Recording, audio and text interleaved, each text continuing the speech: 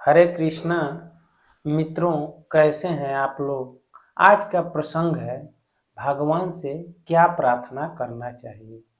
हम सभी कहते हैं और करते भी हैं कि प्रार्थना करते हैं। सभी लोग स्नान ध्यान करके पूजा करते हैं और भगवान से कुछ न कुछ प्रार्थना करते हैं। गृहस्थों के लिए खासकर ये वीडियो बनाया गया है और उनका पूजा करते हैं। तो वास्तव में भगवान से क्या प्रार्थना करना चाहिए, इसी पे हम आज बात करेंगे। मित्रों, साधारण लोगों की बात करते हैं। अक्सर लोग जो है भगवान से प्रार्थना करते हैं तो लगते हैं शुरू में ही भीख मांगना शुरू कर देते हैं। भगवान,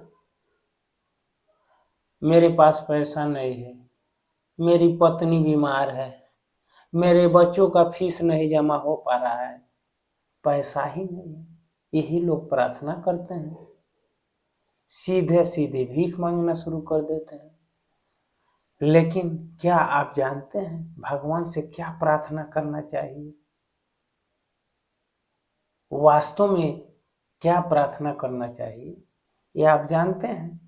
चलिए आज हम इसी विषय पे बात करेंगे।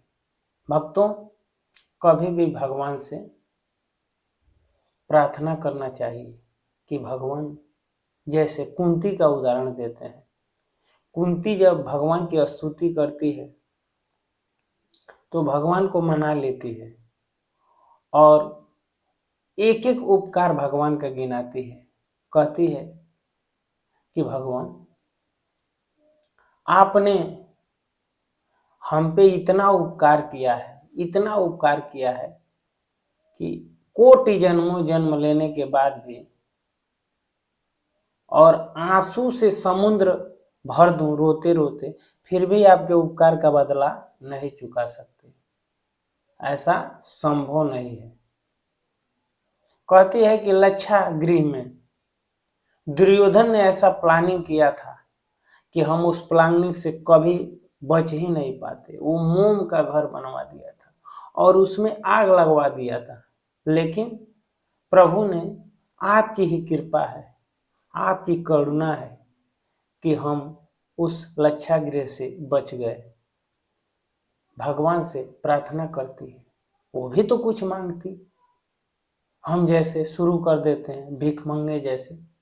जब भी कोई मंदिर गए लगते हैं स्वार्थ की बात करने। लेकिन कुंती को देखिए, कुंती का हृदय कैसा है। एक साध्वी नारी है। सुखदेव जी कुंती जब भगवान की स्तुति की है, प्रथम स्तुति रखे हैं। आज हम कुंती ने क्या क्या स्तुति की इस पे हम आज बात नहीं करेंगे, लेकिन ईश्वर से क्या प्रार्थना करना चाहिए वो हम कुंती के माध्यम से जानने का प्रयास कर रहे हैं। और हम क्या गलती करते हैं उसका हम सुधार करेंगे। कुंती लच्छा ग्रह की बात बताती है, फिर दूसरा कहती है, प्रभु, जब हमारी पतोहू का भरी सभा में निर्वस्त्र किया जा रहा था तो प्रभु ने, आपने जिस तरह से हमारी कुल की लाज बचाई वो हम कभी भूल नहीं सकते। दुर्योधन ताली ठोक रहा था, दुशासन घींच, साड़ी घींच, लेकिन प्रभु, वह जो है हजारों हाथियों का बल रखने वाला दुशासन, उसके मुंह से फेन निकल गया लेकिन साड़ी खत्म नहीं हुआ। प्रभु, एक एक उपकार हम कहाँ तक गिनाए। अरे दुर्योधन ने दुर्वासा ऋषि को वन में भेजा था जहाँ हमारे पुत्रों और बहू के पास एक छटाक दाना तक नहीं था, भोजन के लिए भेजा था।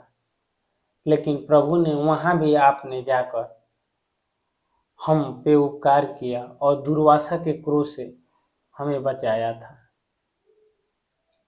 तो मित्रों, कुंती किस तरह की प्रार्थना कर रही है और हम क्या करते हैं? जाते ही भगवान से भीख मांगना शुरू करते हैं। क्या यही प्रार्थना है? अरे भगवान सब कुछ जानते हैं। क्या भगवान से कहना पड़ेगा कि हम दुखी हैं? क्या भगवान से बताना पड़ेगा कि हमारी पत्नी बीमार है, हमारे बच्चे का फीस जमा नहीं है?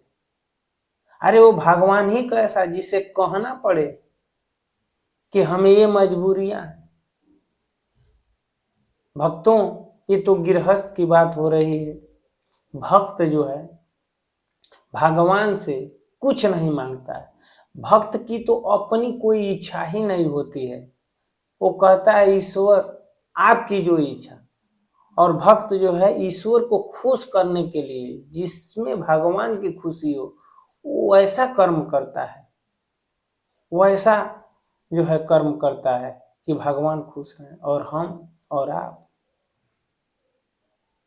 भगवान के मंदिर में जाते हैं और जाकर कहते हैं कि भगवान अगर हमारा ये टेंडर पास हो गया तो आप के जो असोरा में जो बचा है इसमें हम शंख मरमर लगवाएंगे।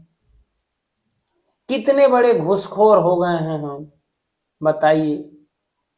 हमारा टेंडर पास करवाइए करोड़ों का और उसमें से लाख रुपए का हम संगमरमर लगवाएंगे। बताइए कितना बड़ा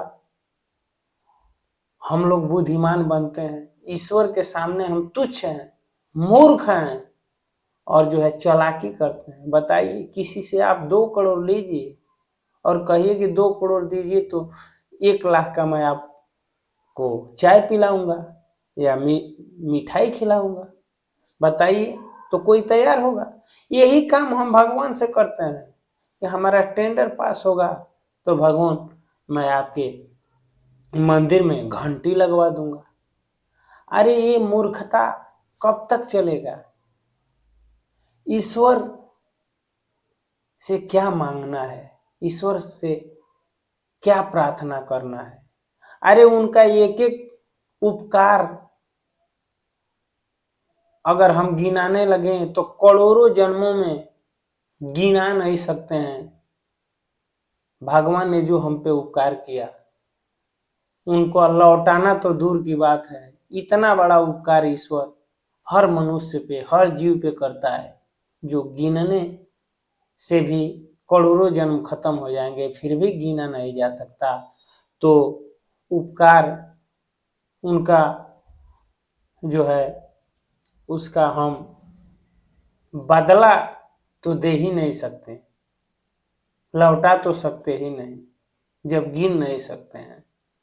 तो मित्रों, हमें प्रार्थना यही करना चाहिए कि भगवान आपने जो कुछ दिया है हमें, हमें कितना सुंदर आंख दिया है, कितना सुंदर कान दिया है, कितना सुंदर हमारा शरीर है, जो इसमें अंदर इतनी बड़ी बुद्धि दी है जो हम आपके भौतिक जो जगत बनाए हैं, जो देखते हैं, समझते हैं, महसूस करते हैं, आपने इतना बड़ा उपकार किया है भगवान।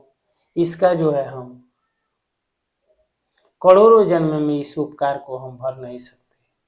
एक एक आप अपने जीवन का उपकार गिनाइए जो आपके साथ भगवान करते हैं। जाते ही आप भीख मांगना शुरू कर देते हैं, ये कहाँ तक सही है? भगवान से कहने की जरूरत नहीं है, आप अच्छे से कर्म करिए। वो जो आपके जीवन में दिए उनको एक एक चीज को भगवान से गिनाइए।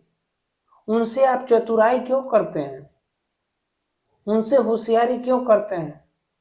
अरे सब कुछ जो आपका मस्तिष्क है वो सब ईश्वर ही बनाया है। उनसे बड़ा चालाकी कैसे कर सकते हैं? अरे उनसे एक एक उपचार गिनाइए, उपकार गिनाइए, वो सब जानते हैं। वो बिना मांगे ही देने वाले हैं, बिना कहे ही वो सुनने वाले हैं, वो हृदय के बात को जानते हैं। बाहर भीतर एक भाव रखिए, जो हृदय में वही वाणी पे हो। वह सबको चारों तरफ से देखने वाले हैं, चारों तरफ से सुनने वाले हैं, सब कुछ समझने वाले हैं। वो ईश्वर से आप चालाकी मत करिए। मित्रों, मैं उम्मीद करता हूं यह वीडियो अच्छा लगा होगा। अच्छा लगा होगा तो कमेंट में जरूर बताइएगा, ताकि हम अगले वीडियो से कुछ और अच्छा बनाने का प्रयास करें।